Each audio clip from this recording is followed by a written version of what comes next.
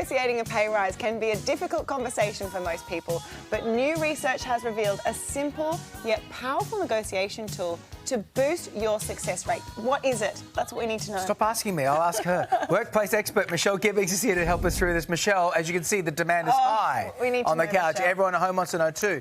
The study has found the power in silence. It sounds like an uncomfortable way to go about it, but how can you use silence to your advantage? Often when people are negotiating, they're nervous. That means they're going to talk too quickly and sometimes say too much. And so the power of silence and pausing is you give your brain time to catch up. And also, if you can be very deliberate in what you say, you come across as more confident. But the most important part, that kind of awkward silence that people get when there's a lull in the conversation, you can use that to your advantage, because if you can sit with this discomfort, the person that you're negotiating with may rush to close the gap, and when they do that, they may reveal more than they intended to. So what is there a specific time? Because, you don't want to avoid getting to that awkward moment. So, is there a certain amount of seconds that we should be waiting? Look, you do need to go into the conversation with good intent, and you do need to do your homework. So you want to go in prepared, because you don't want to go too high, you don't want to go too low, and you need to know where the market is going. And be really present in the conversation, because when you're making the ask, you put the ask out there, and then you sit back. You wait for the response. Don't go and try and close the gap in the conversation, because you need them to be able to respond to what it is that you're asking for. Can you do a silent sandwich? So let's say you make the offer, you sit there silently, they come back and the employer says no. Is it a good technique just to sit there silently and go, no?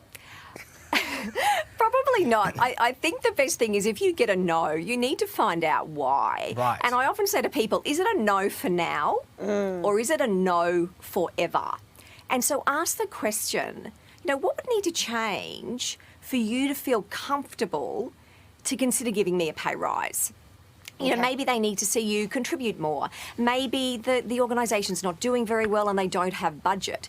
If you get a really clear sense this is a no forever, you then need to think about options outside the organisation. And I know, look, it's a really tough time for many people to find roles, but often the best time to negotiate is on entry, because at that point they've decided that they want you, they want to give you the job.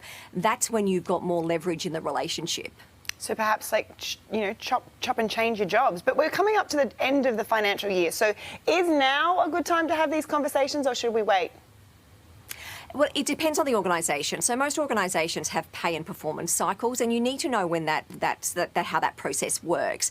But also, watch the organisation. If they've got to the end of the financial year and their finances are coming out and they've done really well, and you can clearly demonstrate that you've contributed to how the organisation has been successful over the past 12 months, that's a great time to then go in and have the conversation with your boss around, this is what I've contributed, and this is how I'm getting paid, and this is where the market is currently sitting. And there's now a disparity, and so I'd really like to be considered for what something more would look like.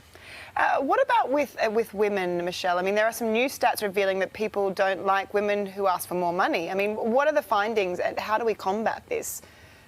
Look, this is a real challenge, and it's interesting with that piece of research, because it shows that we actually don't like anyone who negotiates and asks for more money, but the kicker is it's only women who are penalised. And they're penalised in that people are less likely to want to work for someone, work with someone or hire someone if they're a female and they're negotiating for more money. And so what you need to do is you need to be on the front foot with this. And so you start the conversation and you go in and say to the boss, I'm going to be negotiating for a pay rise, and the research shows that you are going to like me less because I do this. Then you let that awkward pause moment happen, sit with the discomfort and the silence, and then make your pitch. Okay, love it. You're bold, Michelle. Can't you just go in and do it for people? That's what I was thinking. What's your commission, Michelle? That's what we're asking. Look, hey, give me a phone call. I'm happy to help. Don't worry, there'll be a lot of people lining up to call you, Michelle. Thank you so much for your time. Thanks, Michelle.